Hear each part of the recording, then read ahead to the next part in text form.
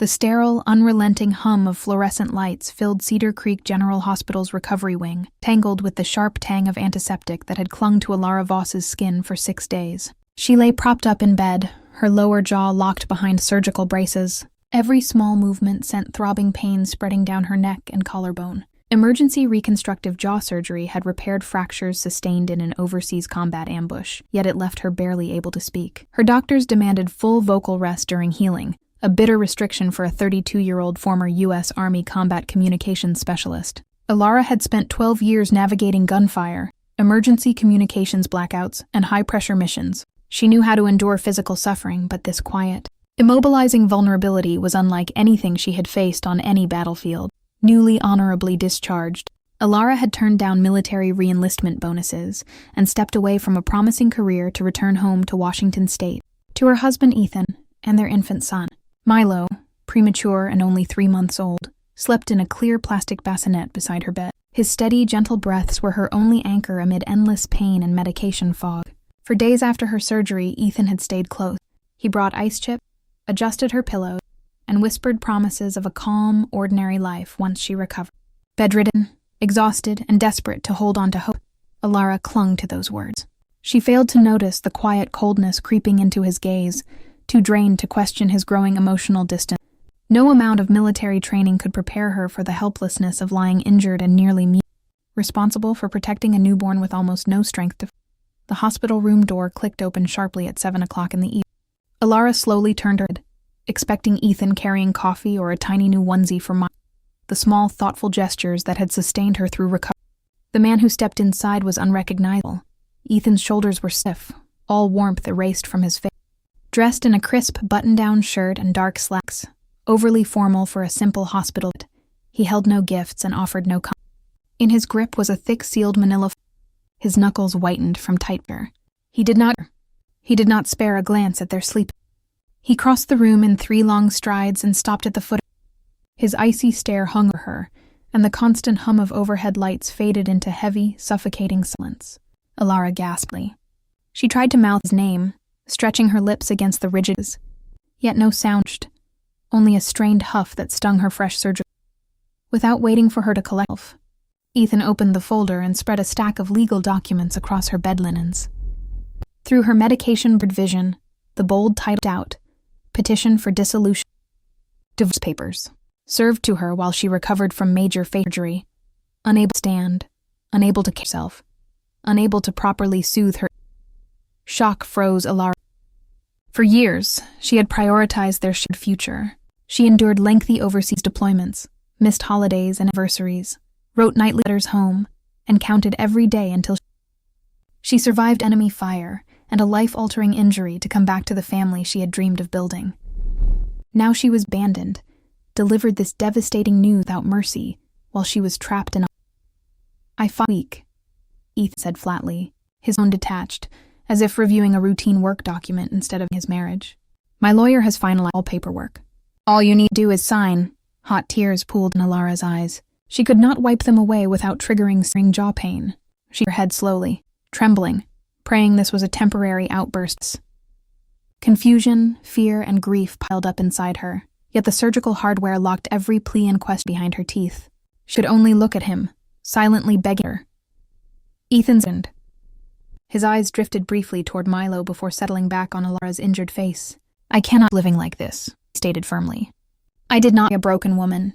You came from war scarred, stuck in braces for months, trapped inside your military trauma. I never agreed to become your full-time caretaker. I cannot endure this life." His words cut deeper than any combat wound. Alara demanded pity, only loyalty, the commitment they swore in front of family and friends. She sacrificed her health, her peace of mind, and her for their future. And now he resented the scars she earned like him. Before she could absorb the crushing heartache, Ethan will blow. "In with Clara. We have been here for more than a year. She is stable, present, ordinary. She does not return home damaged and distant. I am finished waiting for you to heal. I am finished for a normal life." 1 full year. During her dangerous overseas deployment, while she fought to stay alive and clutch of returning home, Ethan and lied. All his missed video calls, vague excuses, and late nights at work were not accidents, were calculated deception. until she was injured, helpless and completely vulnerable to what she had built. It blurred further. Tears streamed down her cheeks, stinging the edges of her surgical incisions. It had twisted in her stomach. She had served everything for this man, and he spent her darkest, most dangerous months from their family. As for Milo, Ethan continued, under silent despair, I will fight for custody right now. You're bedridden and recovering, so you may leave him alone for the time being. But understand clearly, not pay child support. I will not visit. I will not check in. These are your consequences. You chose military service. You chose these injuries. You chose this broken version of yourself. Now you must live with it. Cruelty hung thick in the antiseptic air. He punished her for her service, ready to abandon his 3-month-old son merely as she failed to remain the perfect, unharmed wife he imagined. Ilara lifted a hand, reaching toward him, gesturing weakly toward their sleeping baby. She begged silently, pleading that he not walk away from his child, not leave her to manage grueling physical recovery with zero support.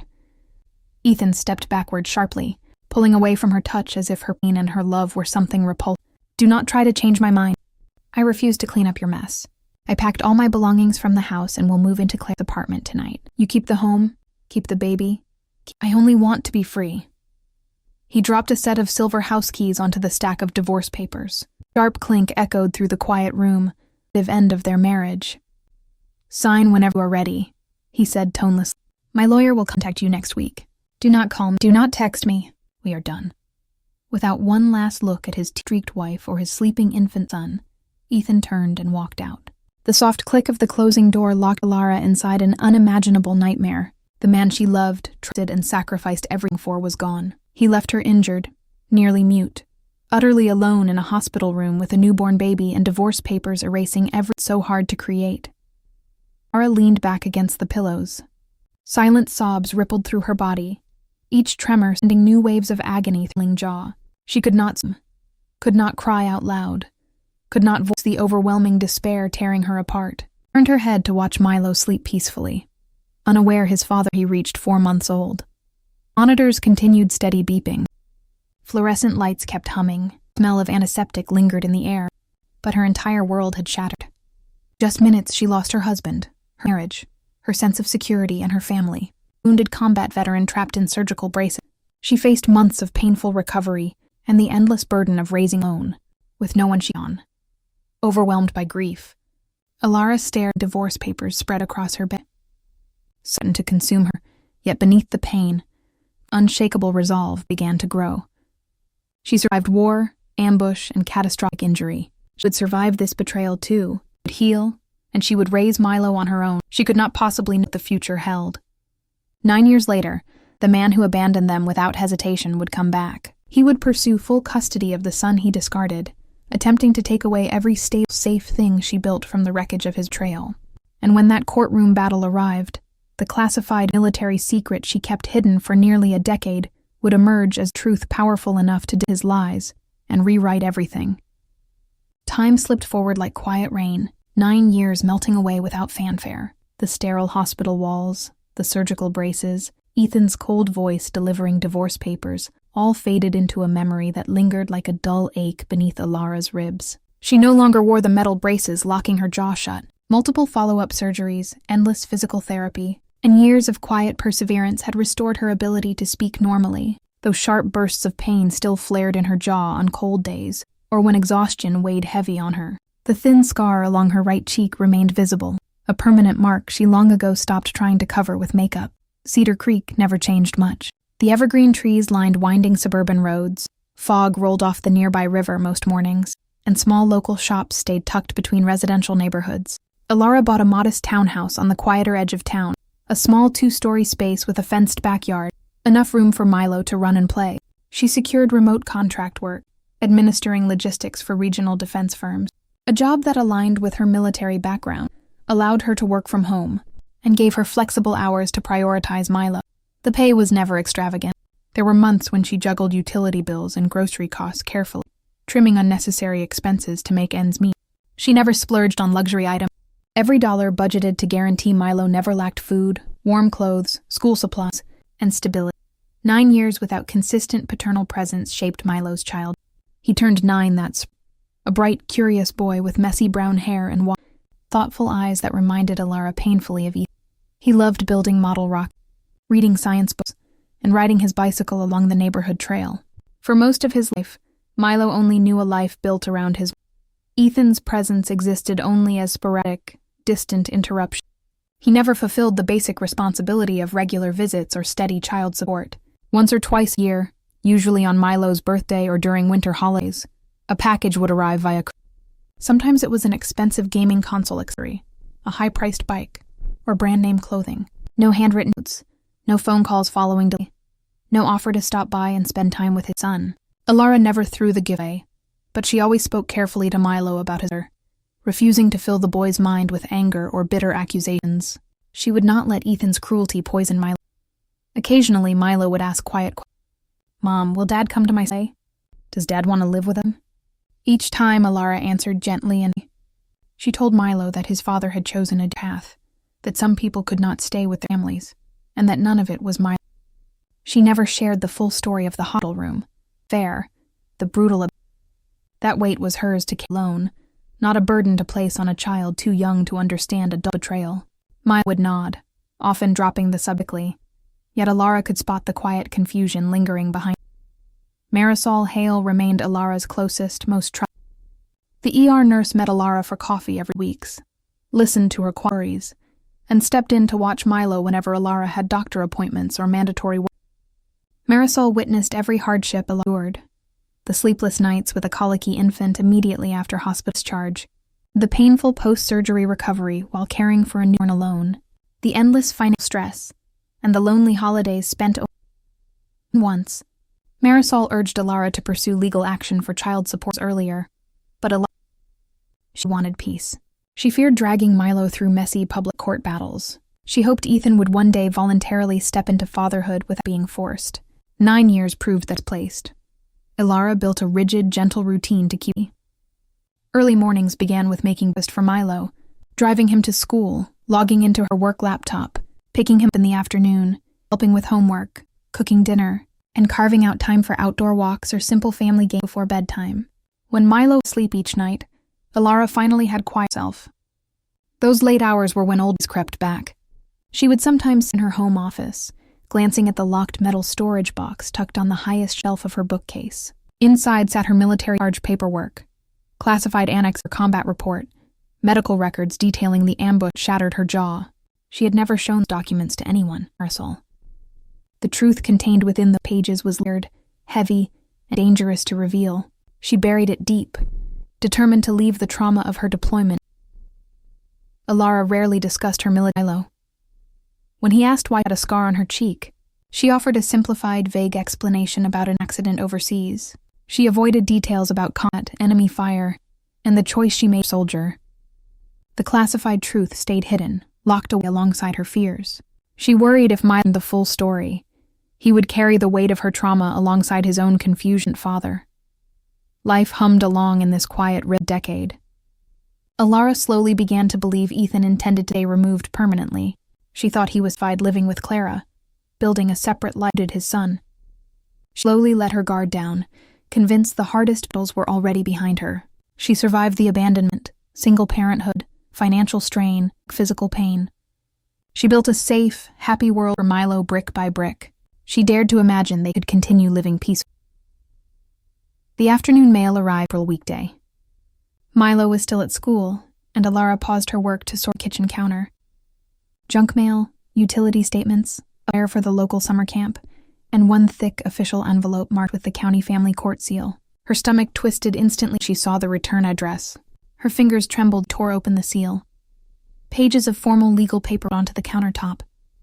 Alara scanned the typed paragraphs, and her breath caught in her throat. Ethan Voss had filed a petition for sole legal physical custody of Milo. The doc claims plainly. He alleged Alara suffered unresolved military-related post-traumatic stress parenting ability. He claimed work income was unstable, that her small townhouse lacked sufficient space for a growing 9-year-old boy, and that Milo would enjoy a higher quality of life living within Ethan's spacious alongside Clara. Described himself as a stable, financially secure parent ready to provide Milo every opportunity to offer. And against the kitchen counter, lightheaded, rereading the paperwork again and again to ensure she had not misread. After 9 years of complete absence, 0 regular contact, no consistent support, Ethan planned to walk back into Milo's life and take him away. He intended to erase 9 years of Alara's sacrifice, to strip her of the son she alone through every hardship. Panic surged hot through her chest. All the peace she had cultivated for near a decade felt ready to crumble. She thought back to the hospital room, the divorce papers, the cold Ethan made to walk away. Now he returned, not to reconcile, not to connect with his son he had built. She pulled out her phone and dialed Marisol immediately, voice tight and unsteady. As she waited for the call to connect, Alara stared out the kitchen window toward the empty backyard where Milo loved to ride his bike. A single terrifying question circled endlessly in her mind. How could she fight a custody battle against a man with great wealth, a polished narrative, and to twist the truth to win? Her gaze drifted the closed door of her home office, toward the shelved metal storage box. For the first time in years, she wondered if the classified military record she had hidden away was unavoidable. The telephone stopped ringing. Marisol answered, and Alara struggled to find the words to speak the night just landed in her mailbox. Shock lingered heavy in Alara's chest long after she ended her call with Marisol. The court summons lay spread across her kitchen counter, every printed accusation burning into her vision. 9 years of silence from Ethan, 9 years of choosing to stay away from his son, and now he marched into her life with legal paperwork, painting her as an unfit mother, unworthy of raising Milo. The words on the petition replayed endlessly in her mind. Unresolved military trauma, unstable income, inadequate housing. It was a carefully crafted narrative, built to make the court believe Ethan was the only safe, reliable parent for a 9-year-old boy. Marisol arrived at Alara's townhouse within an hour, carrying a thermos of strong coffee and a quiet, determined fury. She read through the legal documents slowly, her expression darkening with every paragraph. As an ER nurse, she had seen countless bitter custody disputes, yet she could barely fathom Ethan's audacity. He had abandoned a wounded wife and a 3-month-old infant in a hospital room, refused consistent child support, skipped birthdays and school events for nearly a decade, and now he claimed he was the better caregiver. He cannot seriously expect a judge to buy this, Marisol muttered, sliding the papers back across the counter toward Alara. After everything he did, after 9 years of zero effort, he walks in and demands sole custody. This is calculated. He's not doing this for money. He's doing this to win, to rewrite history. Alara nodded numbly. She understood exactly what Ethan was attempting. Time had softened the memory of his brutal abandonment. To anyone who only heard his version of events, he could frame himself as a patient who waited years for Alara to stabilize, only to finally step forward to rescue his son from an unsafe home. He had a larger house, a stable corporate salary, and Clara standing beside. Wealth and polished storytelling often carried weight in family, even when the truth told a vastly different story. That evening, following Marisol's recommendation, Alara dialed Leo Carter, a local family law attorney Marisol had referred to her. The consultation was scheduled for the next. Alara barely slept through it. She lay awake listening to Milo's quiet breathing from the next bedroom, gripped by a paralyzed. The thought of losing son, the only person who had pulled her through every dark day after the hospital, threatened to over. She had survived combat injuries, crushing loneliness and years of financial strain, but she did not know if she could survive being separated. The morning, Alara left Milo with a trusted neighborhood babysitter and drove across Cedar Creek to Leo Carter's law. The space was quiet, lined with wooden bookshelves stacked with legal textbooks, and soft natural light filtered through large windows. Leo was a middle-aged attorney with a calm, no-nonsense. He listened patiently as Alara recapped everything. The overseas ambush, reconstructive jury, Ethan delivering divorce papers in the hospital room, his Clara, 9 years of minimal contact and support. Alara laid copies of Ethan's custody petition on the desk. Leo leaned forward and read each allegation carefully, his expression. Ethan's legal strategy is clear, Leo explained after finishing the documents. His team intends to contrast his financial stability. He will argue his larger home provides Milo more opportunities, that your remote defense contract work carries inconsistent hours, and he will push the narrative that your military service left you with trauma, that creates an unsafe environment. Alarmed, and a familiar dull ache pulsed beneath her scar. She knew Ethan would weaponize her ground.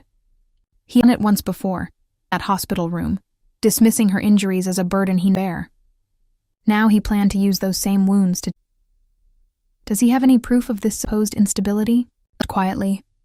Not yet, Leo replied. But discovery is where the fight begins. Both sides can submit formal requests to gather evidence, medical records, employment history, witness statements. Ethan's lawyers will dig into every part of your life. They will request access to your medical files, your work record, your personal history. And there is one thing you need to prepare for. Based on names in his petition, I fully expect his legal team to subpoena your complete military medical records. Those words sent a cold shudder racing down Alara's spine. Her gaze drifted instinctively to her townhouse, to the locked metal storage box sitting high on her office shelf. Inside rested classified military documentation, the full unredacted report from the ambush. Her jaw. Most people only knew she sustained injuries during an overseas deployment. Ethan knew the basic outline of the accident, but he never knew the full truth recorded in those sealed pages. The military had marked portions of the incident classified to protect the identities of other service members involved in the operation. If those records were pulled into open court, it would surface. Alara had spent 9 years avoiding deep deployment. She never wanted Milo to learn the horrors of that ambush, nor did she want Ethan twisting the classified details to build an even more against her. For years, those files stayed hidden, safely locked away in her home. Now Ethan's lawyers drag them into public view. Can they force the military to release classified files? Alara questioned. It depends on the judge, Leo said honestly. They can file a motion to request partial unsealing. Classified recorded over easily. But if Ethan's attorney successfully argues the documents are relevant to prove mental and emotional state, the court may grant limited access. We can fight the motion, but it will be an uphill battle. You need to tell me everything those records contain. If there is information that could harm your case, I need now to build our defense. Alara hesitated. She had never shared the classified details with anyone, not even Marisol. The memory of enemy fire. The split second she threw herself a wounded fellow soldier. The impact that broke her jaw. All lived sealed away alongside the official military report. She worried if the truth came out. Ethan twisted it to paint her as reckless. Someone who made dangerous choices permanently damaged. At the same time, she wondered if the document could also dismantle the false narratives constructing. I need time to process, Alara told Leo. I will review the files and with you soon. Leo nodded at next steps. He would file a formal response to Ethan's custody petition, damaging allegations. He would begin gathering evidence to prove Alara's consistent, stable parenting over nurse, school records, teacher statements, medical documentation for Milo, utility bills showing steady housing, witness statements from Marisol and other neighbors. Simultaneously, he would start collecting proof of Ethan's needs over the past decade. Old shipping receipts for sporadic holiday gifts, text message logs showing almost no attempts to schedule visits, bank records confirmed support payments. Before Alara left the office, Leo issued a stark warning.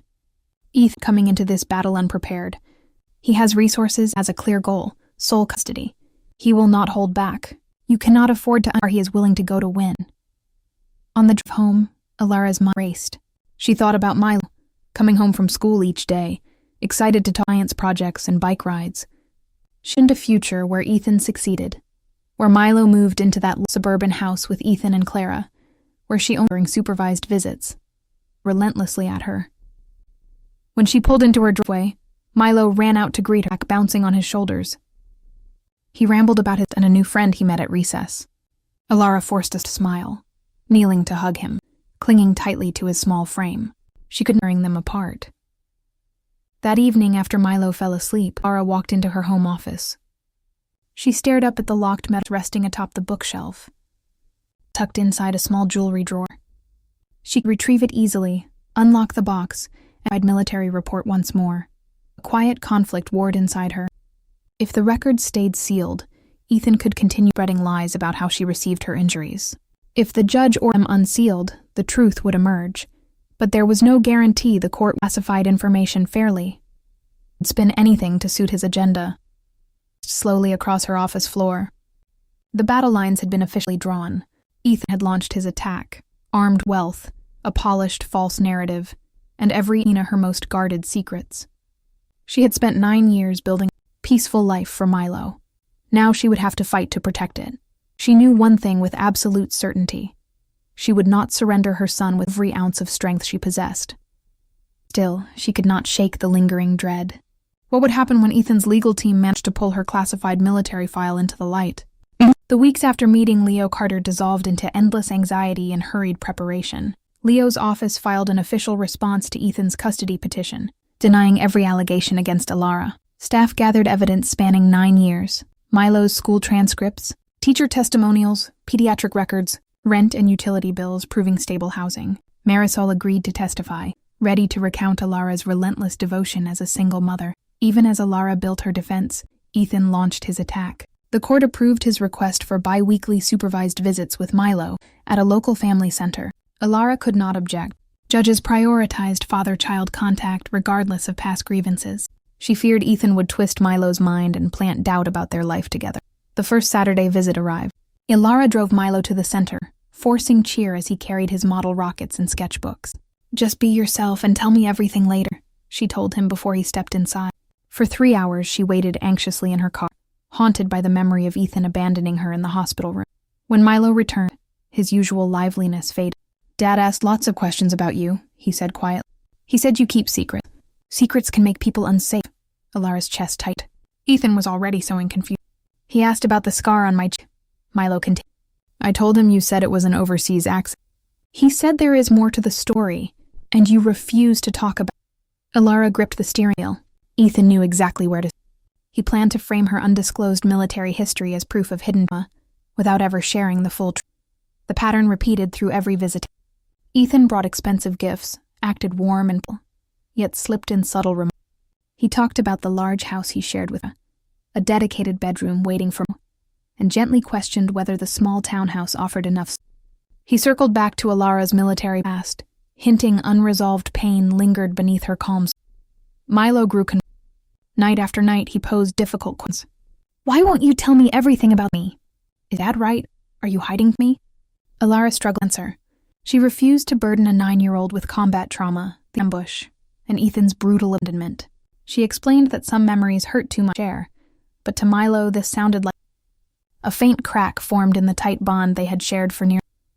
Outside visitation hours, Ethan shaped narratives among old acquaintances. He described Alara as permanently broken by war, trapped in trauma unsuitable for railed. He omitted the hospital room betrayal, his year-long affair with Clara, and 9 years without child support. Many only heard his one-sided version, and whispers spread that Ethan was finally stepping forward to rescue. One Tuesday, Leo called with.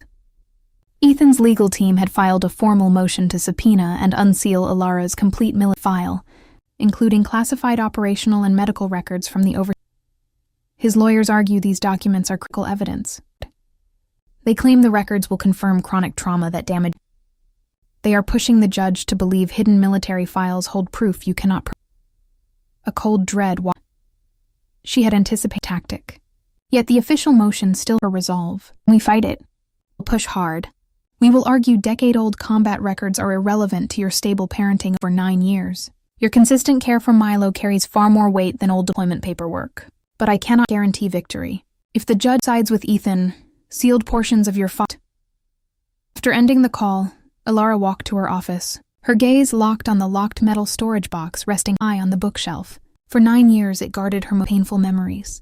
She had hoped those classified documents would remember. Now Ethan's attorneys sought to drag every secret in court. That night escaped her. She replayed every tense conversation at Milo's visits. She wondered how much Clara understood Ethan's past, and whether she dreamed of stepping into a maternal role. Milo. Alara suspected the perfect family image Ethan and Clara built depended on removing her from Milo's life as dawn light spilled over the rooftop made up her mind. She could no longer assume the classified file stays sealed. She had to prepare for the truth to be exposed. She retrieved the small key from her jewelry drawer, twisting it between her fingers. She was not ready to open, not yet.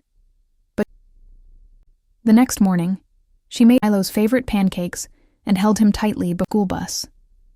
He advanced on every front, manipulating Milo during visits, spreading biased stories to mutual friends, and pushing the court to unlock her records. He believed the classified documents would custody defense. He did not know the truth written on those sealed pages would unravel every lie acted for years. Months slipped by amid endless back-and-forth legal filings. Leo submitted formal opposition to Ethan's subpoena motion, laying out clear arguments. Ilara's life over the past 9 years spoke for itself. She maintained steady employment, provided Milo with consistent schooling, medical care, emotional support, and a safe, stable home. Events from her wartime deployment were distant history and had no bearing on her ability to parent in the present. Ethan's legal team pushed back fiercely. They filed supplementary statements, citing the vague hints Ethan shared about Ilara's unhealed trauma. They insisted the classified military records contained vital information the judge needed to fairly decide Milo's future. Both sides were scheduled to argue the motion in court on a Friday morning. Ilara barely slept in the lead-up to the hearing. She kept returning to the locked storage box in her office. She had not yet unlocked it, terrified of revisiting the ambush in full detail. Still, she understood she might soon have no choice. The morning of the court hearing arrived gray and damp. Ilara sat beside Leo in the courtroom, spotting Ethan and Clara across the aisle. Ethan looked composed, dressed in a tailored shirt, while Clara sat quietly at his side, offering him faint, reassuring smiles. Neither of them glanced toward Ilara. When the hearing began, Ethan's attorney spoke first. He repeated the core argument. Ilara's combat injuries and potential unresolved trauma posed an unknown risk to Milo. Without seeing the full military file, the court could not properly evaluate the boy's best interest. Leo rose to respond. He emphasized 9 years of uninterrupted, devoted single motherhood. He pointed out Ethan's nearly complete absence during that time, his refusal to pay regular child support, and his sudden decision to pursue custody only recently. He argued Ethan's real motive was not concern for Milo, but resentment and a desire to rewrite the past. The judge listened carefully, asking sharp questions for both sides. After deliberating for less than 30 minutes, she delivered her ruling. She would not force the full release of all classified operational material. However, she ordered the military to provide limited, redacted medical records tied to Ilara's. If those documents raised further questions, the court could revisit the motion to access additional sealed information. Ilara breathed out, a small measure of relief mixing with lingering unease. She had avoided the immediate release of the full classified incident report, but the battle was far from.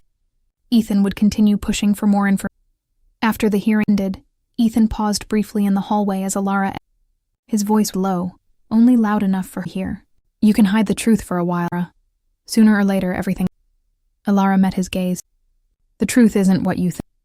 Ethan let out a bitter laugh and walked away to join. Over the following weeks, redacted medical records arrived at Leo's. The documents confirmed facial fractures, nerve damage, and post-deployment anxiety symptoms, but contained no details about what caused the injuries. Without the AMB report, Ethan lacked concrete evidence to prove his claims about recklessness or severe instability. Frustrated, he stepped up manipulation during visitations. Milo returned home one weekend unusually.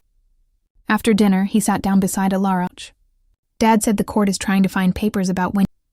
He said those papers might show you aren't always safe. Ilara. She pulled close. The papers talk about an accident a very low. That person from the war isn't who I am now. I've spent every day since you were little taking. Milo nodded, but Ilara could see doubt lingers. That night, Ilara finally unlocked the metal storage box. She pulled out the thick, sealed military report and unfolded. Once again, she read the. During the enemy ambush, she had deliberately thrown herself in front of a wounded comrade to shield him. Her jaw was shattered by flying debris. Her actions were cited as. For 9 years, Ethan had described her injury as the consequence of a broken rat. The truth was the opposite. She was hurt because she chose to protect.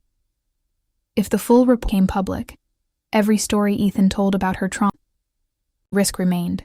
She could not predict how they'd interpret it. Still, Ilara knew she could no longer be afraid. She had to prepare for the moment Ethan forced all secrets in the room. The partial medical records granted by the judge failed to deliver the ammunition Ethan expected. Without the ambush incident report, he could only speculate about Ilara's past, and speculation carried little weight inside a courtroom. Blocked from obtaining the full classified file, he shifted his strategy entirely toward Milo. Visitations grew more calculated. Ethan stopped relying solely on expensive gifts. Instead, he spent hours asking Milo about daily routines, school friends, and Ilara's habits. He carefully framed innocent questions to plant unease. He would mention how cramped the townhouse was, contrast it with the spacious bedroom waiting for Milo at his home, and speak softly about how much easier life could be without constant worry. Clara occasionally joined the sessions. She presented a gentle, warm demeanor, offering Milo snacks and art supplies. She never openly criticized Ilara. but her subtle remarks reinforced Ethan's narrative. She talked about stable family dinners, weekend trips, and consistent routines that she claimed were missing from Milo's life with his mother. One Sunday evening after visitation, Milo set down his backpack and stared at Alara. "Dad says if I live with them, I can have my own gaming room and we will go camping every month. He also said your old army injuries sometimes make you stressed, and you might not notice when I'm upset." Alara knelt to meet his eyes. "I do get tired sometimes, everyone does. But I always notice you, every day for 9 years. It's just been and I've never missed anything important." Milo hesitated, then nodded, but his smile did not reach his eyes. The quiet uncertainty Ethan had nurtured was slowly taking. Leo warned Alara that emotional manipulation of a child often swayed judgment. Family courts prioritized perceived stability, and Ethan's comfortable lifestyle painted a tempting picture. They needed tangible proof of Ethan's long-term abandonment. Alara began gathering every piece of evidence she could. Old shipping tracking numbers for sporadic holidays. Years of text logs showing almost no outreach. Bank statements proving zero regular child support. Marisol helped track down mutual acquaintances willing to tell. Several people confirmed Ethan had rarely asked about Milo for nearly a decade. Yet Alara, witness testimony could be did, and Ethan was skilled at sounding right. Alara reread the classified military report. The words of commendation stared. She had acted to save a soldier. Ethan had spent years framing that choice as proof of damaged judgment. The unfairness. She considered sharing the report with Leo, but feared the military might restrict its use if presented. A new anxiety. If Ethan convinced the judge to order full unsealing before the trial, he would have time to craft a new lie to twist her heroic act into something dangerous. She needed to control when and how the Alara decided to confide everything. She arranged an early meeting, bringing the full, unredacted report locked in. The moment arrived to stop hiding the secret that had defined nearly a decade. Leo's office was quiet when Alara arrived, the morning sunlight filtering through the windows. She placed the classified military report on his desk, her hands steady despite the tight tension in her chest. "I've never shown this to anyone," Alara said. "This explains exactly how I received my injuries." Leo slowly unfolded the documents, reading carefully line by line. Minutes passed without a word. When he finished, he leaned back in his chair, a look of quiet surprise on his face. "Ethan's entire narrative is built on a lie. He claims your injuries stem from reckless behavior and unstable trauma. The official record proves you were wounded shielding another service member during an ambush. This is an act of valor." "Exactly," Alara replied. "If this report comes out properly, it destroys every accusation he's made against me. The risk is timing. If Ethan gets access first, he will find some way to spin it. He could argue I make impulsive, life-risking choices that might translate to parenting." Leo thought for a long moment. "The best plan is to hold this document as our final surprise during the custody trial. We will not mention it until Ethan finishes laying out all his claims. Once he tells the court you are damaged and reckless, we submit the report to expose his falsehoods. But we have to confirm whether the court will accept classified military documentation as evidence. I will file a preliminary inquiry to check admissibility." Alara left the office feeling a flicker of hope for the first time in months. Still, the battle with Milo's growing confusion lingered. The following weekend, Milo returned from visitation carrying a brochure for a summer outdoor camp Ethan planned to enroll in, if custody was awarded. "Dad said I could go also. He said you have too much work to take me places." Alara's throat tightened. She sat beside Milo and pulled out their calendar, showing him all the hikes, museum visits, and bike trips they had planned. "My work can shift around you. I always make..." Milo stared at the paper brochure, conflict visible on his face. Alara realized Ethan was offering grand future plans, while she fought simply to preserve the life they already shared. Promises of tomorrow were often more attractive than quiet stability of the... Meanwhile, Ethan's legal team submitted another one, renewing their push to access the complete military. The judge scheduled another hearing 2 weeks before the official custody trial began. Both sides understood this was the last critical skirmish before the final. The courthouse felt colder than usual on the day of the pre-trial hearing. Alara sat beside Leo, watching Ethan and Clara speak quietly across the aisle. Ethan carried a thick binder filled with statements he planned to present to the judge. His attorney opened arguments by repeating familiar claims. Alara's unknown combat history created unresolved risks. Without the full ambush report, the court could not accurately evaluate Milo's safety. He demanded complete access to every military record linked to Alara's deployment injury. Leo rose to counter. 9 years of consistent, stable parenting cannot be overshadowed by events that occurred before Milo was born. The limited medical records already provided confirm no ongoing severe psychological disorder that impairs childcare. The opposing side's pursuit of classified documents is a transparent attempt to dig up material to construct unsubstantiated accusations. The judge listened closely, weighing both sides. After a lengthy pause, she delivered her ruling. She would not order the military to release the full classified operational file before trial. However, she noted that during custody proceedings, either party could submit relevant documentation as evidence, subject to her review. In short, Ilara could choose when to present the report. Ethan would not receive it ahead of time. Ilara exhaled silently. Their strategy remained intact. Outside the courtroom, Ethan blocked her path. His voice was sharp and bitter. You are hiding something damaging. When the trial starts, everyone will see. I am not hiding damage, Ilara answered calmly.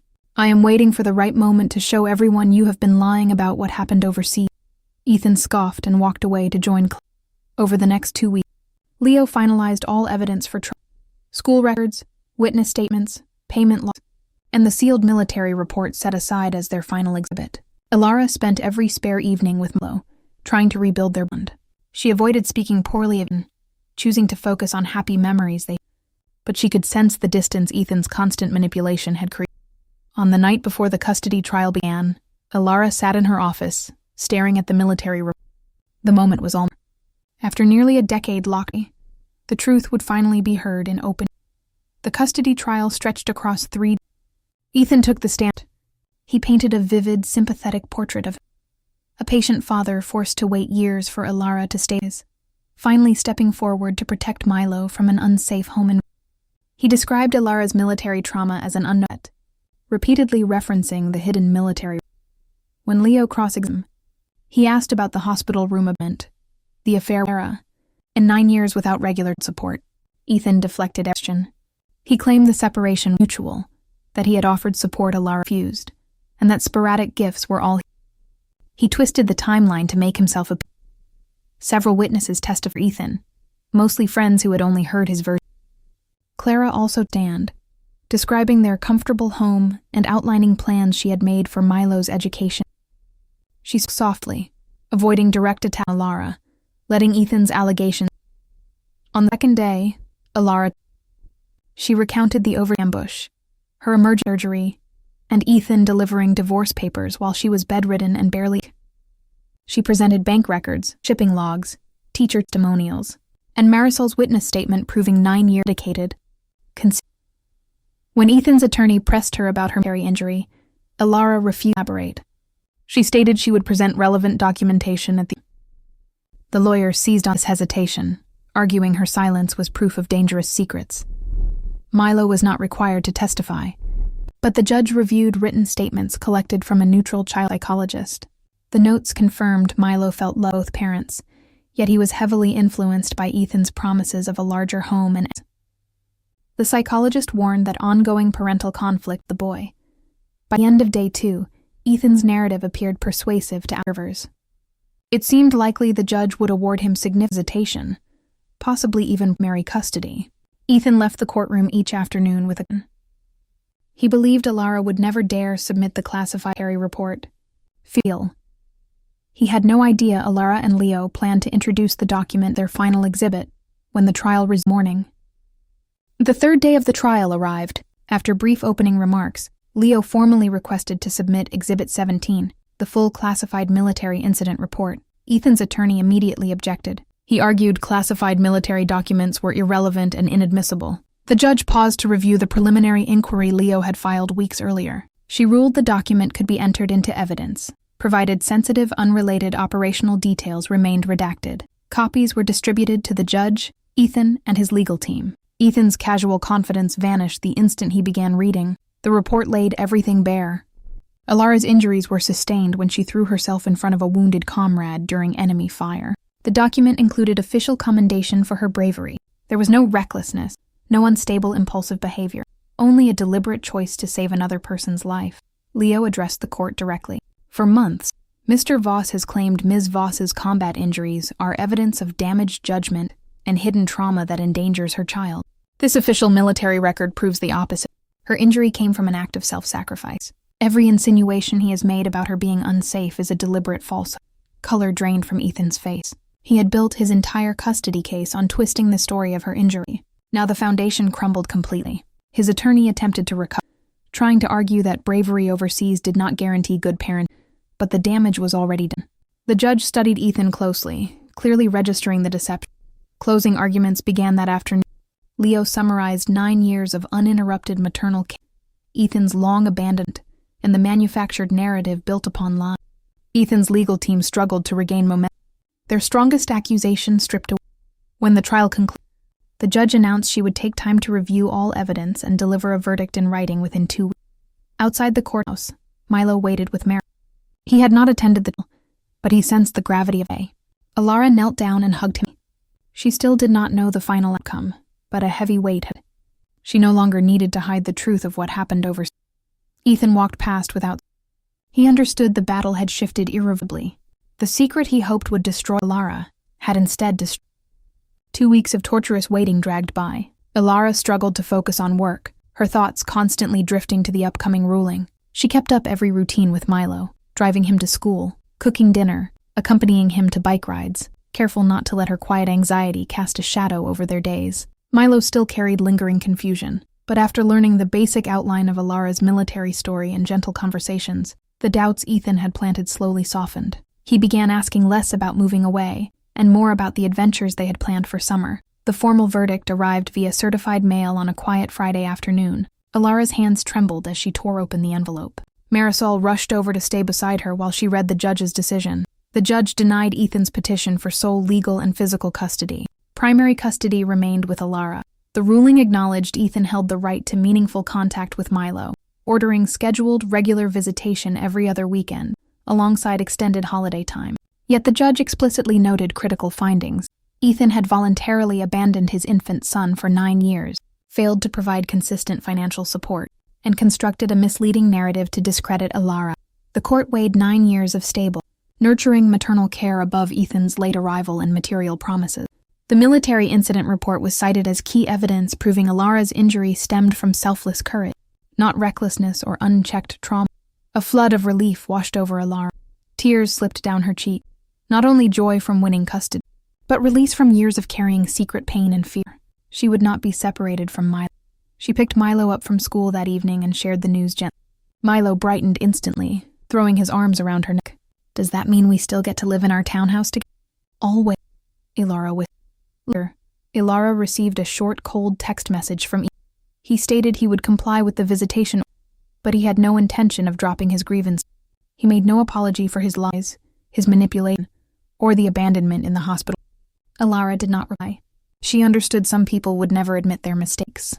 Clara remained by Ethan's side, yet Alara heard indirectly their relationship grew tense after the. Ethan's defeat left him bitter and with. Visitations proceeded as. Ethan continued bringing gifts, but he stopped planting cruel doubts in Milo. He knew any further manipulation risked the judge revisiting the visitation terms. Slowly, his interactions with Milo shifted into quieter, simpler father time, free from hidden. He would never become the parent Milo deserved, but he no longer sought to erase Alara from their. Months turned. Alara took Milo hiking, visited science museums, and built model rockets together in the backyard. The locked metal storage box stayed on the bookshelf in her office, yet she no longer viewed it as a prison for painful secrets. On one calm evening, she pulled out the military report and let Milo read the simplified redact. "So you got hurt saving a soldier?" Milo quietly. "Yes." "Then Dad was wrong about everything." "People sometimes tell stories to get what they want," Alara said softly. "That doesn't mean to hate him. It just means you learn to see the truth." Milo nodded and leaned against her shoulder. The small crack in their bond had finally. Alara's chronic jaw pain still flared on days. The scar on her cheek was visible, reminders of the ambush and the nightmare that followed in the hospital. But those marks no longer felt like weaknesses. They were proof she had survived war, betrayal, a brutal battle, and built a safe life for the person she would never forget the day Ethan handed her divorce papers while she lay in. She would not pretend the wounds from the past vanished completely. Still, she chose to stop letting old grief to her. One sunset, Alara stood in the backyard watching Milo race his bicycle. She thought back to the hospital room, the surgical braces in her jaw, the endless lonely nights raising a newborn alone. She had faced impossible odds, fought to protect her child, and guarded the truth until the moment. The battle finished. The long struggle for peace was just beginning. For Lara and Milo, home was not a large suburban house with fancy gaming rooms. It was their small townhouse. Quiet evenings, shared laughter, and the unbreakable bond they had nurtured. Tomorrow waited open and unwritten, and for the first time in nearly a decade, Lara fear.